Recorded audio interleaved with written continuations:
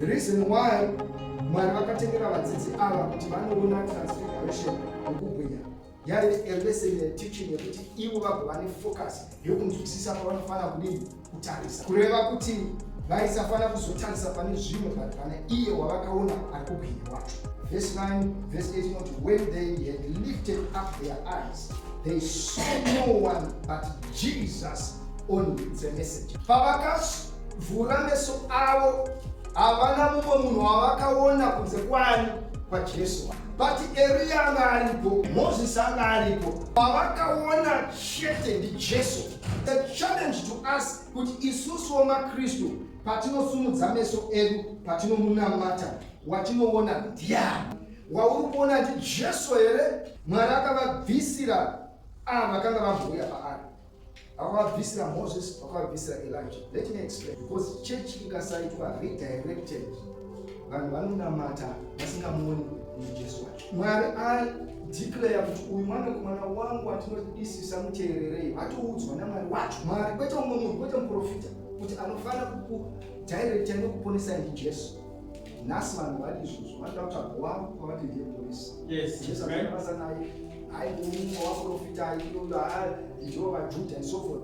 Vanoda wavo, mutumwa wavo, wavanopa zita ravo. Jesu havamudi. So adeclarewa kuti muteererei.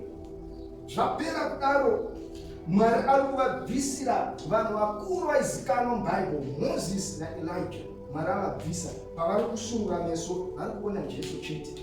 Mwari ari kuedza kutaura kuti munhu wamunofana kuona pakunamata kwenyu kwese ndiJesu. Avakasunura wavakaona ndiani? Jesu only. Haleluya. Amen. Kuisa only kuemphasize kuti iye ega ndiye chete wavakaona. Amen. Hama chandinopedza kudzidzisa nechandinopedza kutsimbirira inyaya yekuti tizive, tifambe muna Kristu Jesu wacho. Haleluya. Amen. Mwari zvavakambisa nezvavanga kuita nezvavanga kusimbisa nekusumudzira nekuropafadza zviri muna Jesu Kristu chete. Haleluya. Amen. We must see Jesus only. Nyadai yemiracle ikaitika, nyadai chiprofita chikauya, nyadai zvirema zvikafamba, nyadai vakagadzikwa madhimoni pano, munhu anofana kuonekwa ndiani? Jesu. Haleluya. Yokai 2 weeks ago kune vanga varipo, Bible rinotiudza kuna John chapter 1 verse 17. Yandaitaura kuti vazhinji vakaemphasiza grace vakasiya chokwadi. Verse 16 inoti murayiro wakauya naMoses, asi nyasha nezvokwadi zvakauya naJesu Kristu. But vanhu zvavakaita vakanosumudza grace. Tiri munguva yegrace, tiri munguva yegrace. Munhu akambotsiurwa, mwakutonigumbura, Jesu akauya nenyasha.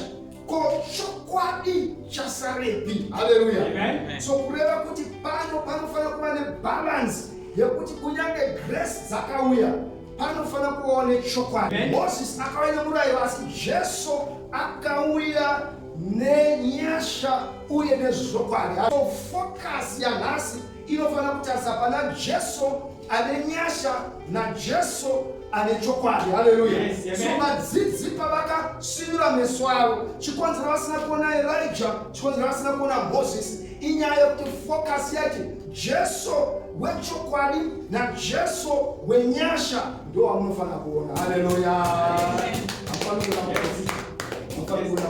Haleluya. Unofana kuona Jesu nokuti maari zvese zvakanozara maari. Haleluya. Unoda here kuona simba riri maari? Unoda kuona nyasha here dziri maari? Unoda kuporeswa here kuri maari? Unoda kusumudzwa naMwari here kuri maari? Ndiye akati arise.